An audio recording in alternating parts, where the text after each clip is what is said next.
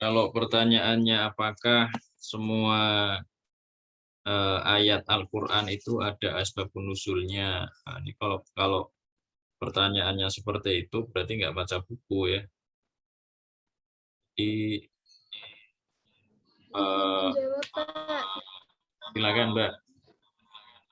Saya dari kelompok 4. Izin menjawab. Suaranya menggema Mbak. Tadi pertanyaannya ayat apa yang termasuk? Bentar Mbak, dinyalain lagi coba audionya. Mbak Nur Fauzia. Anda pakai dua apa namanya? Dua perangkat. Bapak satu nih ada Nabila. Oh, dimatikan yang satu audionya, cukup satu aja. Matikan dulu, Pil. Videonya pakai dua boleh nggak apa-apa. Atau bareng nggak apa-apa, barengan. Barengan nggak apa-apa, kamu keluar aja.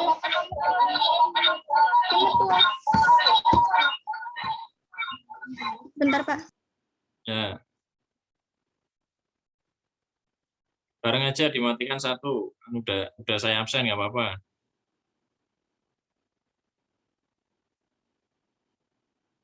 Ya, silakan dijawab. Fauzia. Nah, tadi kan pertanyaannya ayat yang termasuk dalam asbabun nuzul itu. Nah, ayat Al-Quran itu nggak ada yang termasuk di dalam asbabun nuzul.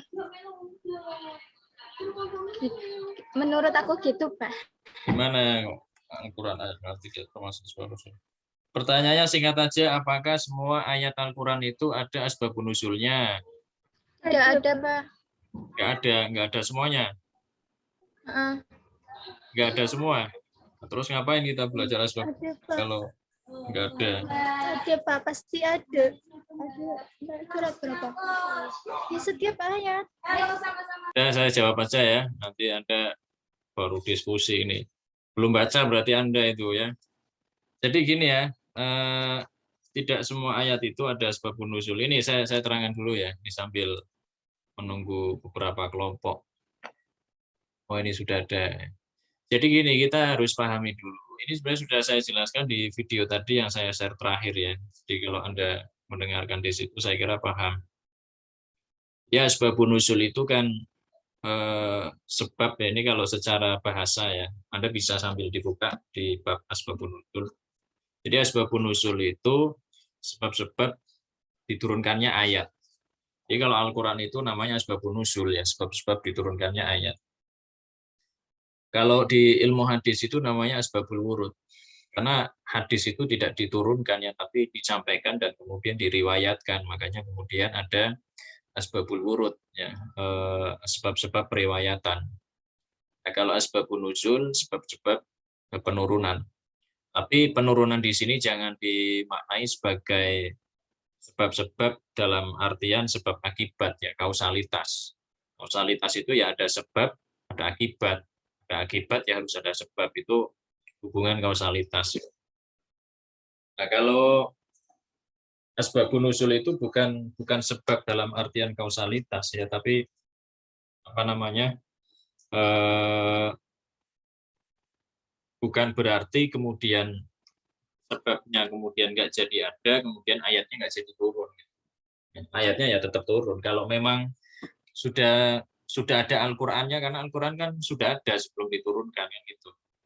Jadi kalau sudah ada Al-Qur'annya ya pasti turun, meskipun itu tidak ada sebabnya gitu.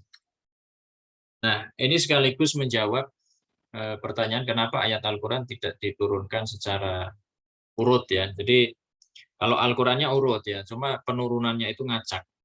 Termasuk salah satu hikmahnya itu diturunkan sesuai dengan peristiwa yang berhubungan. Ya, jadi diturunkan sesuai dengan kondisi atau keadaan ketika ayat itu diturunkan. Jadi terkadang Al-Quran diturunkan itu karena menyesuaikan sebuah keadaan. Entah itu peristiwa, entah itu menjawab sebuah pertanyaan, ya, atau apa peristiwa yang lain lah. Ya, jadi terkadang ayat Al-Quran itu diturunkan seperti itu. Nah, asbabun nuzul itu tidak bisa dimaknai sebagai hubungan sebab akibat. Jadi nanti kalau sebabnya nggak ada, nanti Al-Qur'annya nggak jadi turun, itu nggak bisa seperti itu.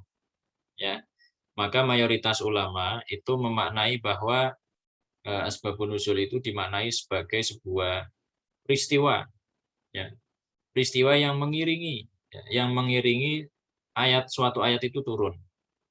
Kalau mengiringi itu bisa itu sebelumnya, ya, bisa itu sebelum ayat itu turun ada sebuah peristiwa, bisa setelahnya, ya, bisa setelahnya, atau bisa pada saat itu juga, pada saat ayat itu, pada saat itu peristiwa itu juga terjadi kan gitu.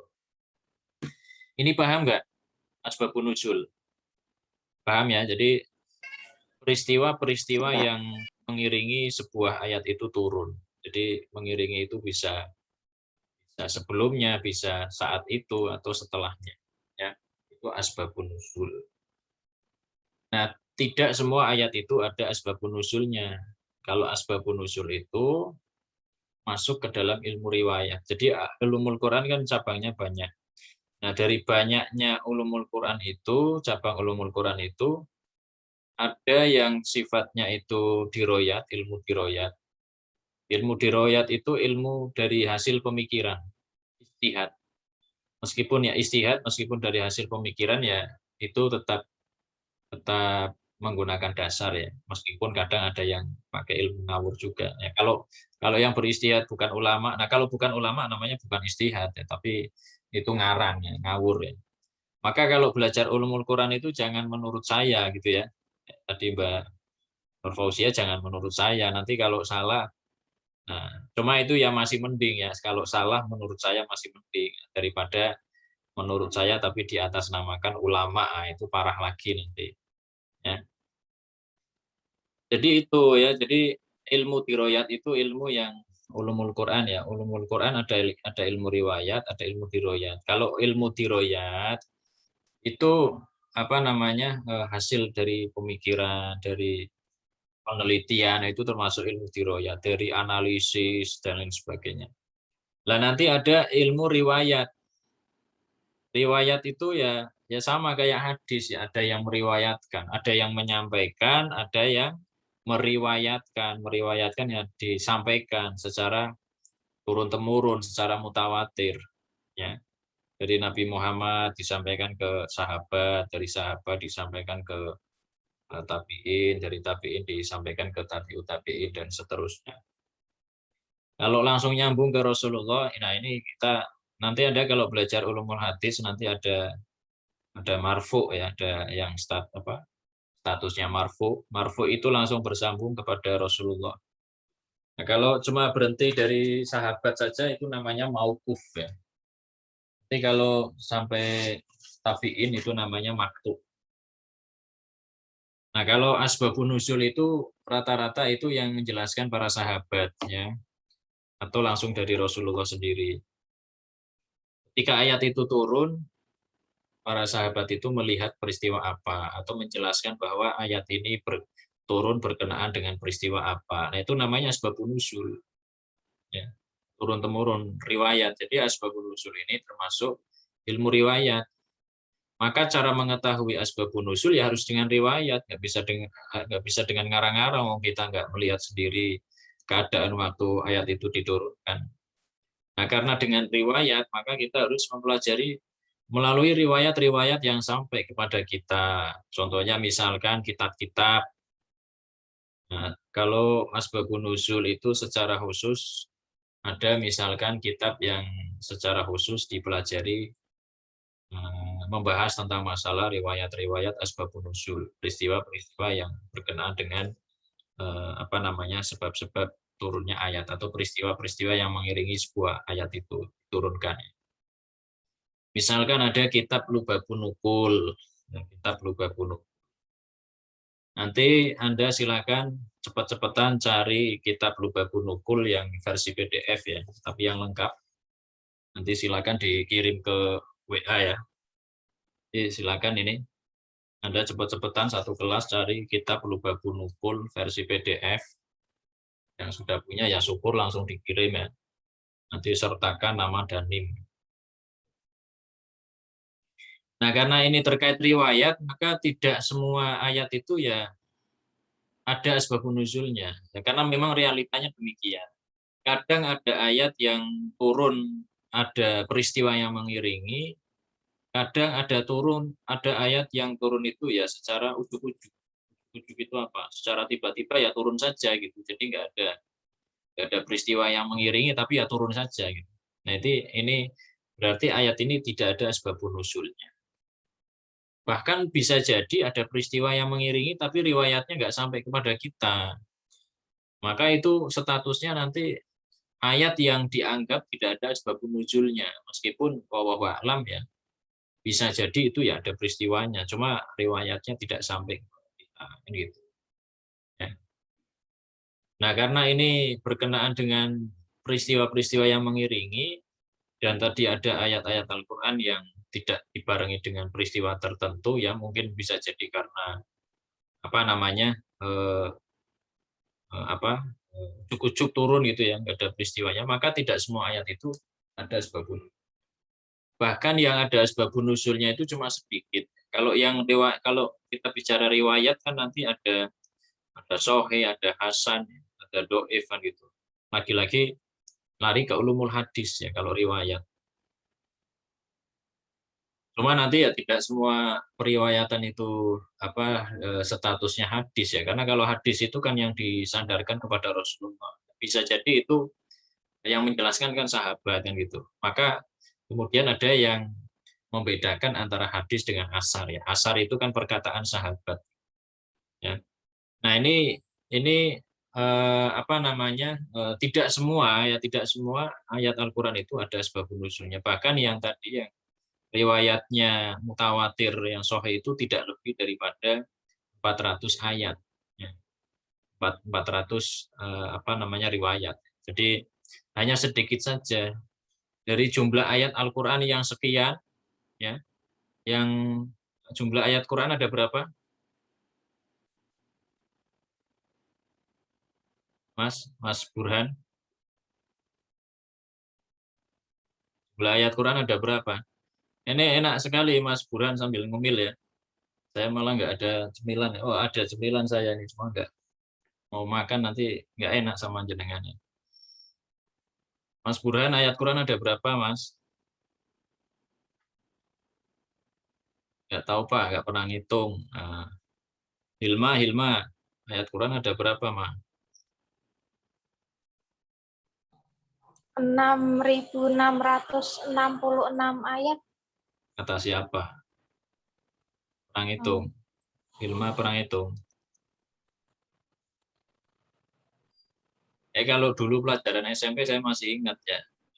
Jadi biar ingat itu kadang digenapkan atau dipakai ini ya, pakai angka unik ya, pakai angka yang mudah diingat, 6.666 ayat. Kayak misalkan Nabi Muhammad itu menjadi Rasul itu dari umur 40 tahun sampai meninggalnya itu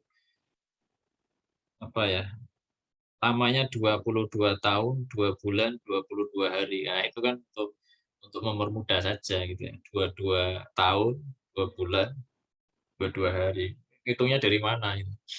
Apalagi ayat yang terakhir turun itu kan para ulama beda pendapat ya. Yang paling masyhur itu yang Al-Maidah ayat 3 kan gitu.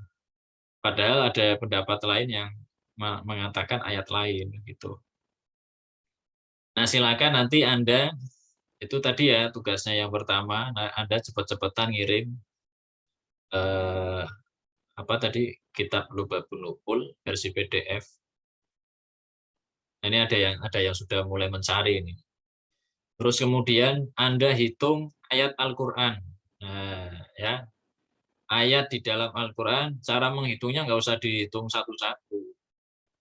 Itu di Al-Qur'an itu kan ada keterangan ya, setiap surat ada berapa ayat, setiap surat ada berapa ayat, jumlah ayat itu, jumlah surat ada 114. Nah, itu dijumlahkan. Surat ini jumlah ayatnya ada berapa, surat itu ayatnya ada berapa. Nah, itu dijumlahkan ya. Nah, itu yang tidak Ini ngitungnya nanti cepat-cepatan juga. Sampaikan Pak, ada berapa ayat, nah, silakan disampaikan. Itu ya, jadi tidak semua Al-Quran itu, tidak semua ayat Al-Quran itu ada sebab nuzulnya. Ya ujuk-ujuk aja ya. Nah ini kalau pertanyaan Al-Quran itu diturunkan untuk apa? Nah ini kan pertanyaan yang Anda jangan bertanya seperti inilah, mestinya Anda bertanya dengan apa ya, kepada hati nurani Anda. Sudah bisa menjawab. Syahrul Ramadan alladzi unsila fihil Quran. Ini salah satunya hudal linnasi wa bayyinatin minal huda wal furqan ya. Hudal linnasi wa bayyinatin minal huda wal furqan. Jadi untuk petunjuk bagi umat manusia kan sudah jelas.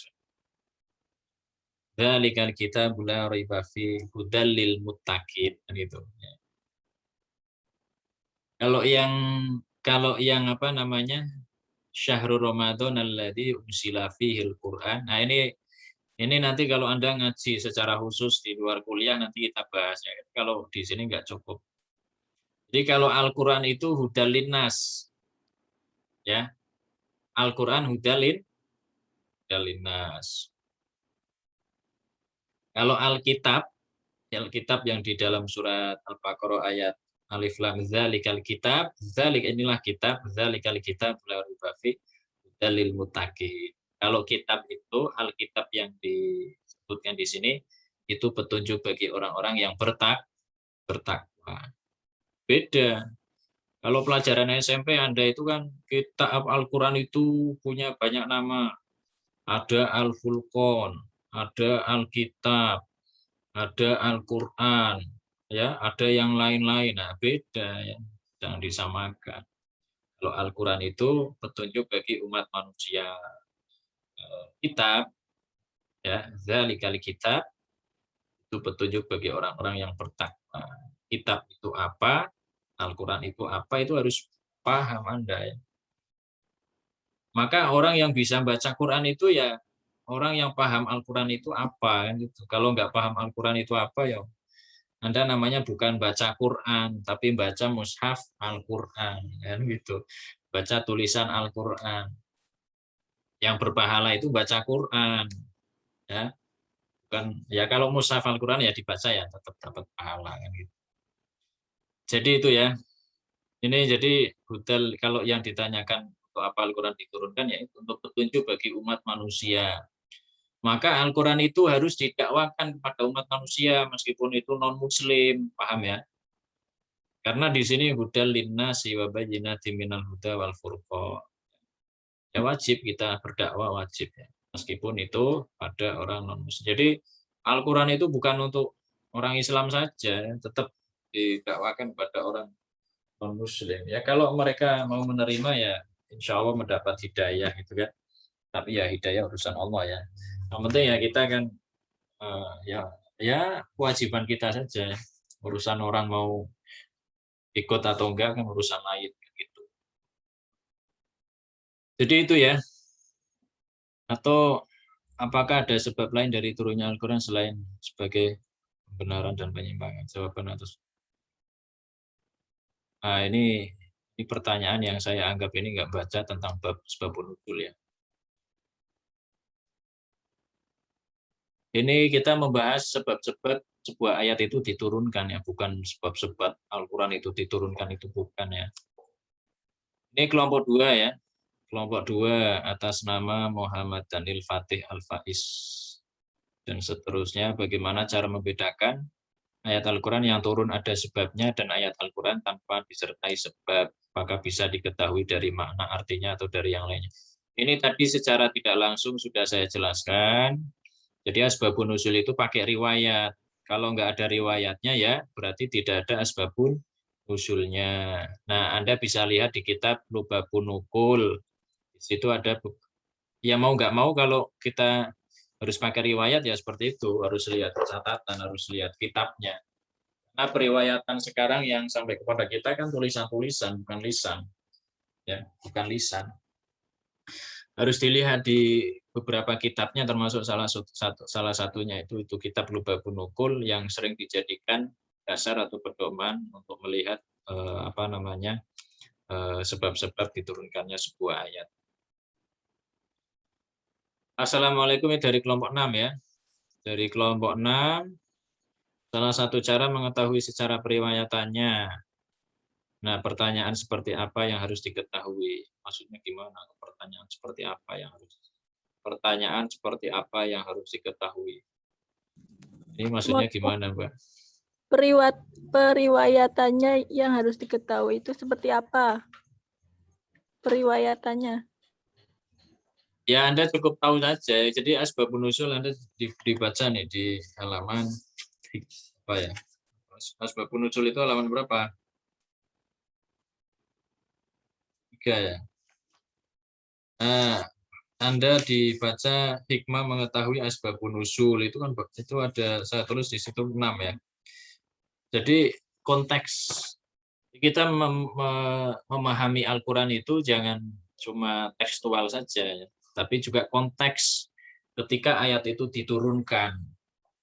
Misalkan kita mempelajari tentang masalah ayat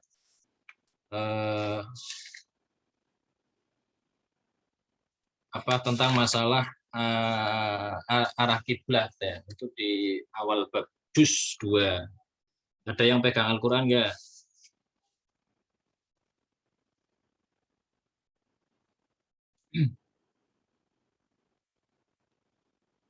Ada yang pegang Quran enggak? Anda dibuka ayat tentang walillahil masyriqu wal maghrib ya. Fa aina ma tuwallu. Mana itu ayatnya? Ada yang hafal Quran enggak?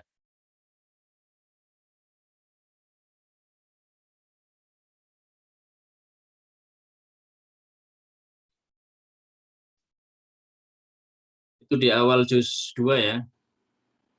Awal juz 2 ayat berapa ya, saya lupa.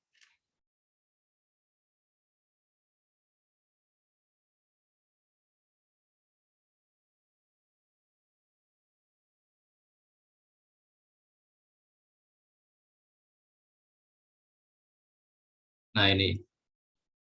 Qul lillahil masyriqu wal maghrib yahdi may yasha'u ila siratin mustaqim. Sayaqulu sufaha'u minan nasi ma wallahu an qiblatihimul lati kanu 'alaiha. Qul lillahil masyriqu wal maghrib yahdi may yasha'u ila siratin mustaqim. Ya. Jadi termasuk ayat tentang sebuah ini ya. Ada ayat yang menerangkan bahwa timur dan barat itu ya milik Allah itu kan. Jadi tentang asbabun nuzul berkaitan dengan arah kiblat ya. Ada orang sholat malam-malam dalam keadaan gelap, itu ada yang rombongan ya, ada yang sholatnya ngadep ke sana, ada yang ke sana, karena tidak tahu arah kiblat. Kemudian dilaporkan kepada Rasulullah SAW, ya nggak apa-apa, nggak tahu gitu kan. Nah ini turun ayat seperti ini ya.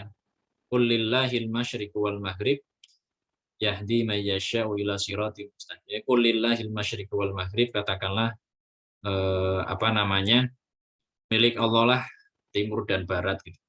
Maka kalau ayat ini dipahami nanti khawatirnya orang sholat berarti boleh menghadap selain kiblat gitu ya. Nah ini kan berarti memahami konteksnya ya. Jadi memahami konteks sebuah ayat itu tidak bisa dipahami melalui tekstualnya saja ya, tapi konteksnya seperti apa gitu. Nah ini termasuk memahami peristiwa ya, peristiwa-peristiwa yang mengiringi sebuah ayat itu. Jadi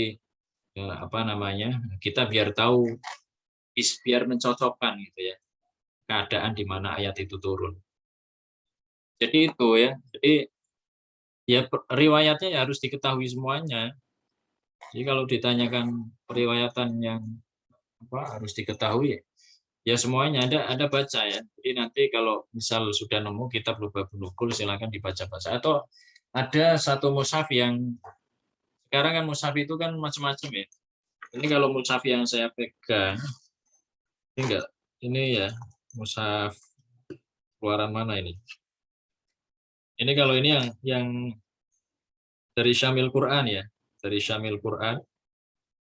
Ini termasuk mushaf, salah satu mushaf yang, lihat nggak?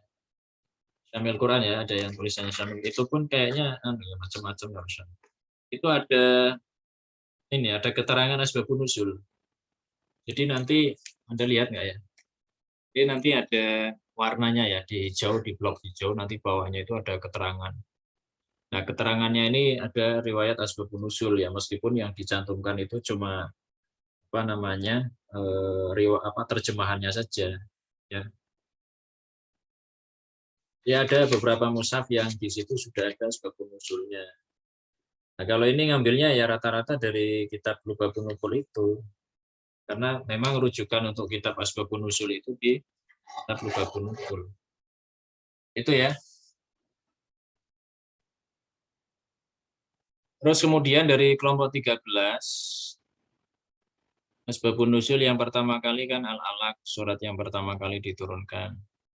Kenapa kok menjadi Ummul Quran itu surat Al-Fatihah dan apa namanya, Sab'ul Masani. Ya, Sab'ul Masani ini karena apa namanya, 7 ayat, 7 yang diulang-ulang kan gitu.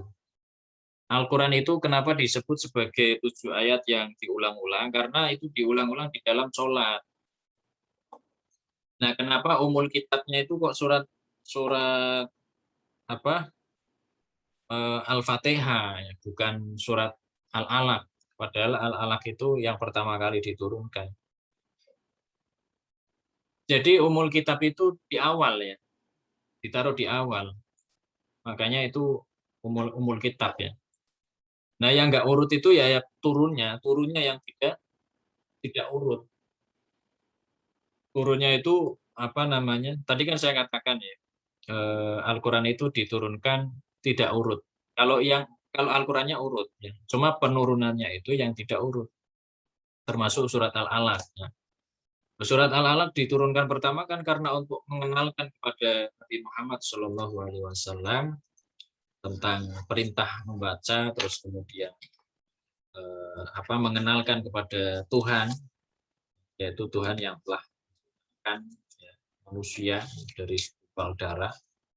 Jadi Iqra bismi rabbikal ladzi khalaq maqal Isa amin alaq Iqra wa rabbukal ladzi 'allama bil qalam 'allamal insana ma lam ya'lam. Itu dikenalkan sama Tuhannya. Ya, dikenalkan sama Tuhan yang telah menciptakan manusia. Nah, ini kan pengenalan ya. Jadi nggak ujuk-ujuk misalkan pernah ada pertanyaan kenapa surat Al-Fatihah itu bukan surat yang pertama kali diturunkan. Dan ini Nabi nggak pernah ketemu malaikat Jibril, ya, belum pernah dapat wahyu, tiba-tiba turun Bismillahirrahmanirrahim, Alhamdulillahirabbil alamin, ya, Ar-Rahmanirrahim, Maliki Yaumiddin. Ya, kan bingung gitu kan. Ya, jadi ya sesuai dengan kondisi, sesuai dengan keadaan. Ya. Jadi itu. Jadi yang nggak urut itu ya itu tadi. Penurunannya nggak urut itu ya karena itu menyesuaikan dengan keadaan dan kondisi ya. Makanya termasuk salah satu hikmahnya ya itu tadi asbabun nuzul. Dari kelompok 3 ya, dari kelompok 3 tentang kaidah penarjihan asbabun nuzul dalam surat An-Nur ayat 6 sampai 7 ada 2 asbabun nuzul. Bagaimana cerita atau sebab turunnya ayat tersebut secara detail agar bisa dipahami. Nah, ini apa namanya? Saya jelaskan secara umum saja ya. Jadi kalau apa namanya? Asbabun nuzul itu ada ayat yang tidak ada asbabun nuzulnya. Atau bahkan ada satu ayat itu yang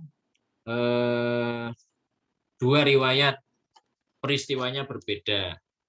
Nah, ini hebatnya Quran gitu ya. Jadi ada apa namanya dua peristiwa tapi penurunan ayatnya itu satu kali. Ya, jadi satu kali. Nah, tinggal dilihat riwayatnya ya, riwayatnya. Kalau riwayatnya itu sama-sama kuat, riwayat dari asbabun nuzul, berarti itu disinyalir bahwa satu ayat itu memang diturunkan dengan dua kejadian. Tapi kalau yang satu riwayatnya kuat, sahih, ya. Kita kan bicara, kalau bicara riwayat kan kita bicara sahih, kita bicara hasan, kita bicara dhaif kan gitu kan. Nah, kalau yang satu sahih, yang satu dhaif, lemah, yaitu bisa disinyalir yang cuma satu kejadian saja, satu peristiwa saja, yaitu diambil yang sahih. Tapi kalau derajatnya sama-sama sahih, itu berarti disimpulkan bahwa satu ayat itu ada dua asbabun nuzul. Jadi seperti itu. Ini kan kaidah penarjihan. Namanya penarjihan itu ya mengambil dalil yang paling kuat, kan gitu. Nah, kalau di Muhammadiyah itu ada majelis tarjih, mengambil dalil yang paling kuat. Makanya kadang kalau Muhammadiyah itu ya sama-sama kuat, tapi yang dipakai ya dipraktekkan oleh Rasulullah, kan gitu. Ya sama-sama kuat, aslinya ya sama-sama dari Rasulullah, cuma kemudian yang diambil yang dipraktekkan oleh Rasul. Contohnya misalkan doa iftitah, ya doa iftitah itu kan kalau Muhammadiyah itu ya karena ngambilnya itu ya tadi ada majelis tarjih. Mentarjih itu berarti ya mengambil dalil yang paling kuat, ya yang diambil ya yang dibaca oleh Rasulullah. Ya, kalau orang NU yang dibaca iftitahnya sahabat, ya tapi dipuji oleh Rasulullah, kan gitu. Jadi dibaca oleh sahabat, kemudian Rasulullah mendengar, kemudian dipuji oleh Rasulullah.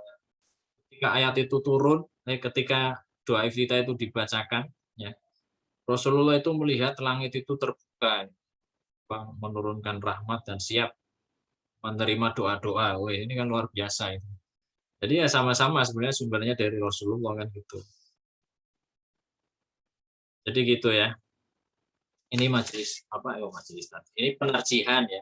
Nah, kalau terkait dengan riwayat yaitu ada penarjihan, misalkan kalau ada dua riwayat tentang asbabun nuzul kok sama-sama kuat, nah itu berarti disimpulkan bahwa sebuah ayat itu sebuah riwayat itu berarti berkenaan dengan dua kejadian tertentu.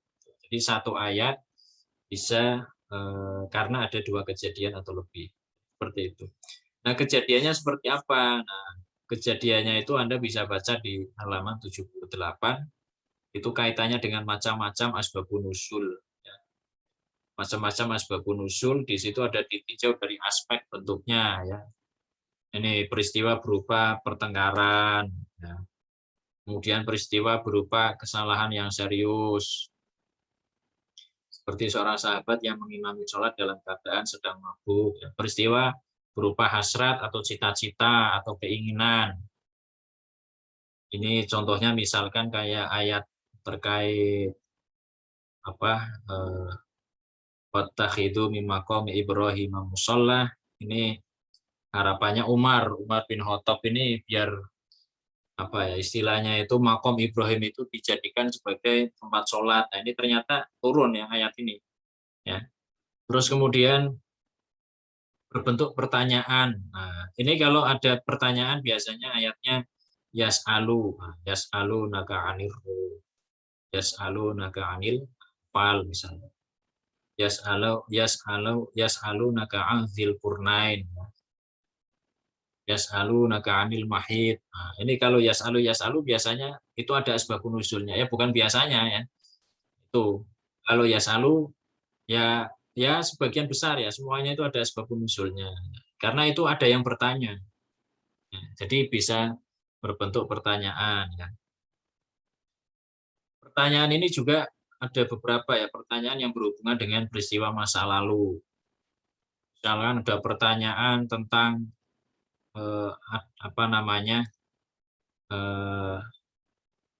peristiwa Nabi. Ya. Jadi Rasulullah suatu ketika senyum-senyum sendiri karena melihat di surga itu di nanti itu di hari akhirat itu ada Nabi. Jadi Nabi itu kan kalau di akhirat kelak itu kan ada umatnya yang mengiringi.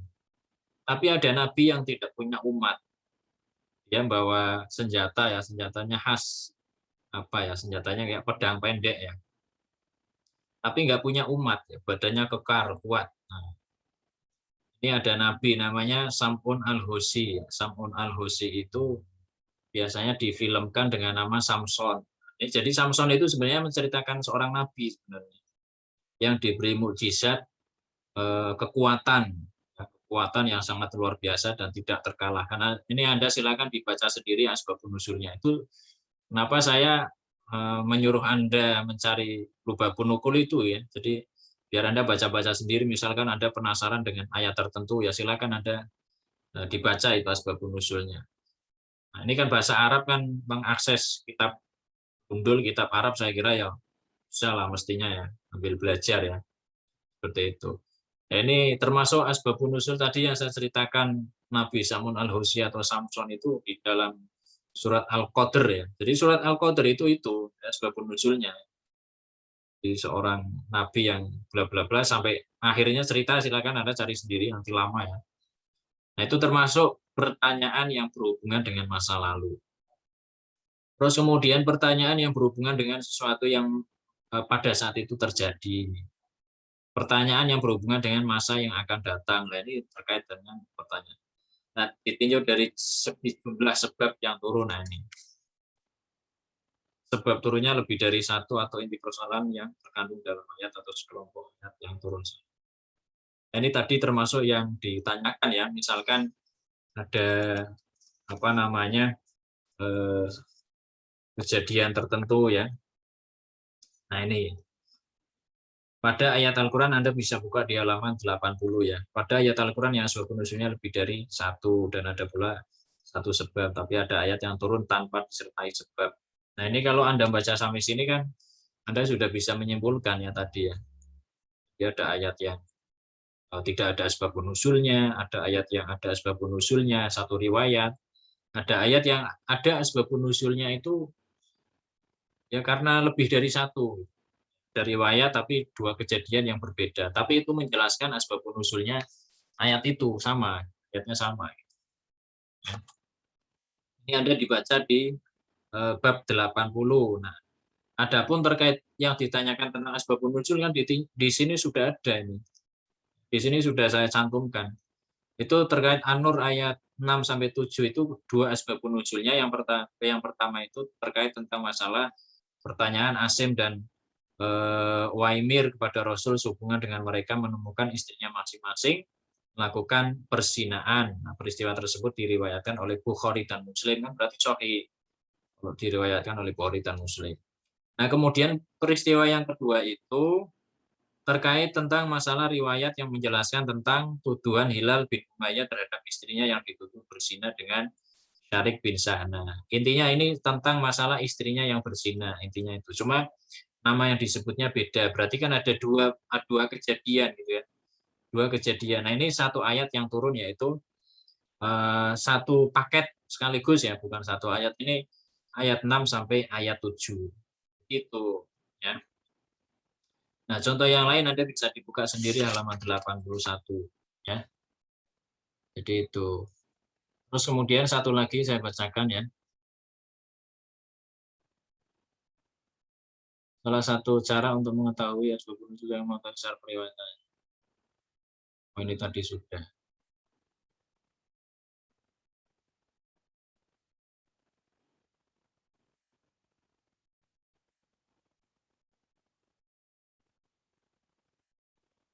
Tentang masalah kedudukan itu ya Anda silakan, ya penting sekali ya asbabun nuzul itu tadi sedikit banyak sudah saya sampaikan. Anda lebih dibaca di hikmah ya, hikmah mengetahui asbabun nuzul ya, itu ada 1 sampai 6 ya.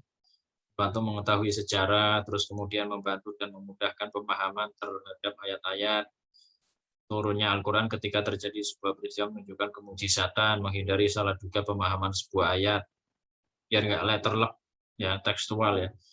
Pengetahuan asbabun nuzul merupakan jalan terbaik untuk memahami dan menyikapi makna-makna Al-Quran, menghindari kesalahan pengambilan hukum. Nah, ini yang penting nih.